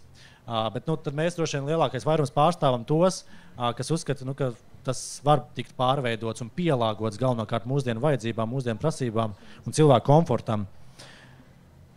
Jā. Tad ir jautājums par bezsaimnieku īpašumiem. Ir sarakstā bezsaimnieka īpašums, bet kārtojam, lai iegūtu īpašumā. Par bezsaimnieku mantu tas Latvijā šobrīd ir sarežģīts stāsts, jo ir daudz kultūrvēstiskie, arī valsts nozīmes kultūrvēstiskie pieminekļi, kas ir bez saimnieka, un daudz no tiem atrodas uz kaut kādām zemēm, kas pieder kādam, bet pati ēka nav kadastrā bieži vien, un arī tā nevienam nepieder. Un tas ir tāds sāpīgs jautājums, un šobrīd pagājušā gadā tika pieņemts civilikumā grozījums, kas paredz, ka ēka, kas nav vienam piederīga, un ja viņi atrodas uz kādam piederīgas zemes, tā automātiski bez sarežģītas tiesvedības tā nonāk tā īpašnieka rokās, kam pieder šī zeme zem tās ēkas. Bet tas arī nav tik viennozīmīgi. Bieži vien tas ir pašvaldības, un pašvaldības nevienmēr grib, lai tagad viņu īpašumā šis grausts, kas atrodas uz šīs viņu zemes, lai tas būtu viņam kā apgrūtinājums tajā gadījumā un būtu viņa īpašums tālāk. Un tad pašvaldības ietur garu tiesvedības ceļu un mēģina iztiesāt, lai tas nebūtu viņu īpašums, bet valstī piederīgs, jo ir nosaukumā valsts nozīmes kultūrvēsturiskais piemineklis, un lai tā valsts pati par sevi rūpējās un par saviem pieminekļiem, pašvaldība nav valsts, viņai to nevajag. Līdz ar to ir tāds garš un sarežģīts šis process, kā tos ļaudis šajos amatos, kas tur ir iekļuvuši, kā viņus pārliecināt, ka tomēr mēs visi esam tā valsts un tas ir mūsu visu kopējs kultūras mantojums. Bet ir kas piebilstams par bezsaimnieku mantām vēl? Nav. Ļoti labi. Ejam tālāk. Par ainavām. Vai Latvijas valsts dara kaut ko, lai aizsargātu ainavas un pilsētas gaisotnes? Kā Itālija, Francija un tam līdzīgi. Man ir komentārs par to, ka tas, kas ir interesanti, ka Latvijā pašvaldības publiskā iepirkuma ietveros izsludina lētākā cenas konkursus par centra labiekārtošanu. Parasti tie projekti ir ārkārtīgi zemes kvalitātes, un ja mēs paskatāmies, kas notiek Igaunijā, Igaunijas mazpilsētu centros uzvar tiešām augstas kvalitātes arhitekti ar ļoti augstiem piedāvājumiem. Un tieši no šīs problēmas izbēgtā izpratē mēs cīnāmies ar pašvaldību. Faktiski visu laiku lobējam, lai tiktu augsts kvalitātes dizains uzvarētu centra labiekārtošanā, jo šī lētākās cenas iepirkumi ir jāizbeidz. Un te atkal mantojuma pārvaldes skan šāds jautājums, vai nebūtu vajadzīgs dot tiesības un pienākumu valsts vārdā atsevināt nolaistus uz kultūras pieminekļus un pēc tam tos izsolīt tiem, kas grib un var to atjaunot. Un līdzīgi arī bija jautājums par to, ka ir tā Eiropas prakse, kur pa 1 eiro var arī atdot un pārdot šos pieminekļus. Kā uz šiem abiem jautājumiem skatās? Ja pats saimnieks netiek galā, vai viņam var atņemt? Par atsavināšanu, tad droši vien drīzāk jurista komentārs būtu vajadzīgs. Latvijā civila likums ir svēts, privāta īpašums ir svēts, atņemt nedrīkst. Tas, ko drīkst, var uzlikt augstus paaugstināts nodokļus, var uzlikt sodu, un īpašnieks nespēja faktiski norēķināties par to, tad var tiesas ceļā šo sodu piedzīt un tad veikt piedziņu uz īpašumu, bet atņemt īpašumu tāpēc, ka kāds nerūpējās par to, tas ir pretlikumīgi šobrīd. Ināra ir kļūdījusies, mums ir arī saglabāti okupeļi. Jā, arī tāds ir komentārs. Un šeit bija jautājums par to finansējumu piesaisti, kā piesaistīt finansējumu kultūras pieminekļu saglabāšanai. To mēs arī jau diskusijas sākumā runājām, ka ir mantojuma pārvaldes, restaurācijas un konservācijas programma, ir kultūra kapitāla fonds, ir arī dažādi Eiropas struktūra fondu finansējumi, kur to visu var atrast, un arī pašvaldības, ko arī Ansāns kundze minēja, ka ir pašvaldība izstrādāt šie glābšanas un atbalsta programmas. Tādi ir, piemēram, objekti iet uz iznīcību, piemēram, Majora viesnīca. Īpašnieks vēlas objektu pielāgot mūsdienu vajadzībām, bet vēsturiskās vērtības, gultas un tā tālāk to aizliedz. Dedzinās. Grūti tā saprast, bet Ir tādi objekti, ko daudz tiešām uzskata, ka tie ir nolēmti iznīcībai un ka īpašnieks neko ar tiem nedara. Un te mēs minējām arī Zanes piemēru, ka Zane atzīst to, ka objektam ir sākotnēji vajadzīga milzu izpēte un projektēšanas darbs līdz to atjaunot līdz ideālam. Un tas prasa laiku, un bieži vien arī varbūt arī šajos minētajos objektos notiek, jau projekti ir uzsākti, bet līdz tā realizācijai ir vajadzīgs laiks. Un tas, ko es arī minēju par šo Kaucmīnas piemēru, arī, ka visi, protams, to Latvijā zvina, un sāpīgs šis gadījums, jo tas ir populārs ar to, ka tajā bija populāra šī maiturības skola, un pēcāk arī tur bija kolhozs slavens, un arī pati arhitektūra Severīna Jensena veidotā. To visi zina Latvijā kā tādu sāpīgāko piemēru, bet mēs tajā pašā laikā zinām, ir vēl daudz citi, bet kas arī kaut kā klusi tomēr atzīmest, arī nevienmēr nobrūk. Lūk. Jautājums Andrim, kā tieši tika juridiski piespiest pašvaldību ieguldīt valsts līdzekļus avārijas stāvoklī esošiem stāvokļu novēršanai privāti īpašumā esošā objektā? Tātad aizputē īpašums ļoti, ļoti vērtīgs dega 31. augustā. Tā bija darba diena, par laimi ugunsdzēsēji paspēja ierasties un saglābt pārējās ēkas konstrukcijas, izdega jumts. Tas, ko mēs no pieredzes zinām, ka ja ielīst būvē ūdens, tad mūra ēka pēc pāris gadiem var salūst. Tiešām burtiskā nozīmē tas, ko mēs darījām. Iedzīvotāji aktīvi rakstīja vēstules un faktiski mēģināja skaidrot arī pašvaldībai, ka juridiski tas ir iespējams. Pašvaldība izsludināja šo konkursu par pagaidu jumta uztaisīšanu.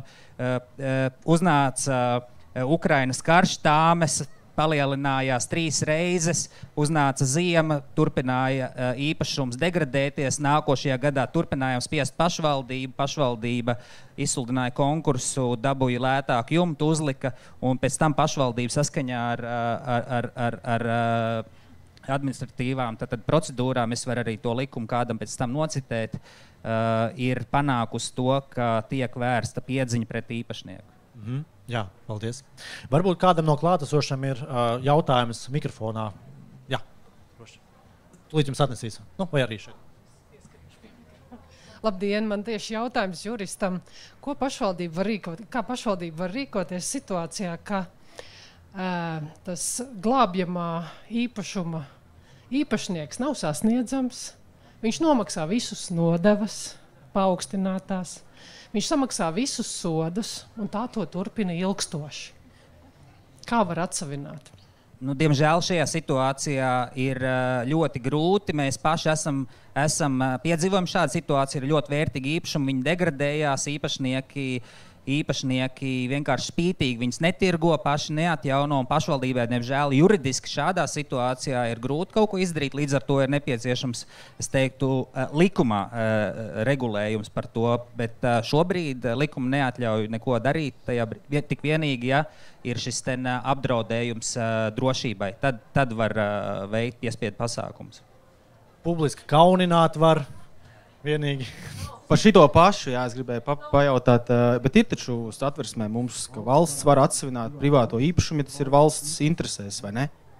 Vai tas šajos gadījumos nestrādās? Tur speciāli ir nepieciešams likums. Tātad Saeimā ir jāpieņem konkrēts likums par konkrētu īpašumu atsavināšanu, bet pārsvarā tas notiek gar ceļiem vai gar dzelzceļiem, lai faktiski būvētu kādus objektus. Tas nekad nenotiek, tāpēc, lai izglābtu konkrēto ēkas, nekad neesmu dzirdējis šādus piemērus. Cēlas gadījumā ar Lielstraupi ir speciāls likums, jā? Jā, bet tur bija cita situācija, jo viņš mainīja īpašniekus, kad īpašnieks labprātīgi piekrita atsavināšanai. Tā kā to mēs nevaram laikam pielīdzināt šam. Par likumu kā tādu, ka ir tāda precedenta, ka izveido šāds likums? Ir ne tikai Lielstraupē, ir, kā mēs zinām, ļoti daudz atsevišķu objektu likumu, tā kā jā. Bet vai tad jautājums, vai te nevajadzētu šādu praksi ieviest, ka tiešām tos kultūra vēstures pieminekļus, kurus vienkārši palaiž nebūtībā, tad valsts jau interesēs, man liekas, ir saglabāt tos nedaudzos kultūras vēstures pieminekļus, kuri mums ir, jo mums nav tā kā Francijā vienā reģionā 7 viduslaiku pilis, ja? Mums pa visu to Latviju ir tik retas tās, kuras vēl var saglābt, ka tās palaist nav tik, man liekas, Jā, paldies. Tā tiešām arī ir. Un, ja mēs esam šo jautājumu arī kā no sabiedrības uzdevuši, un tad bieži vien šīs institūcijas arī atbild, ka viņas to nevar inicijēt, ka tam ir jānāk no sabiedrības. Un šajā gadījumā tā ir Mana balss LV parakstu vākšanas kampaņa, kas bieži vien ar neko nebeidzās, vai kaut kas tam līdzīgs, kas to bieži vien var risināt, ka ierosina Saeimai likumprojektu grozījumus. Bet ne mantojuma pārvalde to var inicijēt, ne pašvaldība pati. Tā kā bet Pīļu mūža asociācija varbūt, ka varētu, jā. Būtu viena komentāra. Jā, lūdzu. Jā, ja mums ir laiks, es varētu pateikt, varbūt,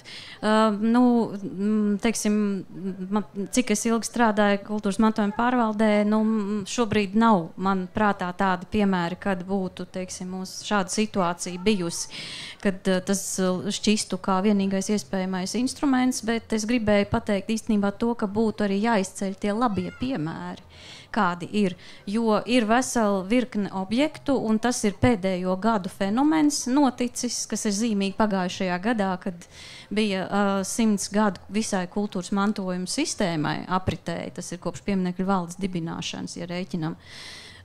Tieši šajā gadā 2 šķietami absolūti bojā ejai nolēmti objekti atrada savus saimniekus. Un tas man šķita kā tāds neticams brīnums, tas notika Ziemassvētkos, un viens no tiem ir Neretas muiža, ko es gribētu nosaukt, kas ir ārkārtīgi vērtīgs valsts nozīmes piemineklis, unikāls objekts Latvijas un vispār Baltijas valstu kontekstā, kur bija tiešām ārkārtīgi bēdīga vēsture, neveicās ar īpašniekiem, un pēdējā īpašniece uzskatīja, ka to viņi varēs, tā kā tas ir grausts, viņi varēs to pamazām izjaukt, un tur esošais parks ir malka. Jā, tas bija tiešām tā bija bēdu leja, un pēc tam rodas cilvēks, kas ir uzņēmējs un kuram interesē to atdzīvināt. Tāpat laikā arī redzot viņa iespējas, viņa iniciatīvu, ka viņš tur vēlas gan pats dzīvot, gan veidot kādu atvērtu funkciju sabiedrībai, iepazīstināt cilvēkus, laist iekšā. Tādos gadījumos arī mēs, protams, skatāmies uz to tādā veidā, ka ir nepieciešama kāda saprātīga kompromisa, lai glābtu šo un lai tātad atrastu to kopsaucēju, to zelta vidusceļu, kas būtu tātad gan, lai ņemtu vērā gan cilvēku vajadzības, gan arī tātad kultūras pieminekļa aizsardzības principus. Jā, paldies, un tiešām tie labie piemēri ir, un mēs arī ar Pīļu mūža asociācijas cenšamies tos izcelt un par tiem runāt, lai tiešām iedvesmotu un ieinteresētu cilvēkus. Un tas, ko var arī īsi komentēt par šo sabiedrības iesaisti, arī vakardien mums tika aizvadīta ar kultūras mantojuma pārvaldi jaunizveidotā šī kultūras mantojuma tāda sabiedrisko organizāciju padome, kuras ietverā tad mēs pārstāvam vairāk šīs sabiedriskās organizācijas kultūras mantojuma jomā, un tad mēs arī esam tie, kas šobrīd diskutējam par dažādiem šiem jautājumiem, un vakardien mums pacēlās šis jautājums par nekustamā īpašuma nodokli, ka šobrīd ir tā absurdā situācija no atjaunotās Latvijas laikiem, ka nodokļu atlaide tiek piemērot graustam, un tiklīdz tas tiek atjaunots, tā uzreiz tam tiek prasīts par to maksāt nodokli. Un tādēļ tā ir tā sistēma, kas ir jāmaina šobrīd, un arī tas, ko jūs minējāt arī par šo likumu izmaiņām, ka iespējams šīs padomas ietveros, mēs varēsim arī to kaut kā diskutēt un runāt par to, un nākamā mūsu padomas tikšanās reize ir 1. augusts jau. Tā kā, ja jums arī kādam ir vēl kādi ierosinājumi, droši varat sūtīt mums un piedāvāt, un arī jautājumus atsūtīt, tā kā mēs labprāt uz tiem atbildēsim, bet šodien mēs esam savas 90 minūtes kultūras mantojumā pavadījuši, un tā kā nekur nepazūdam, un paldies jums visiem par jautājumiem un par uzticīgu klausīšanos. Paldies jums!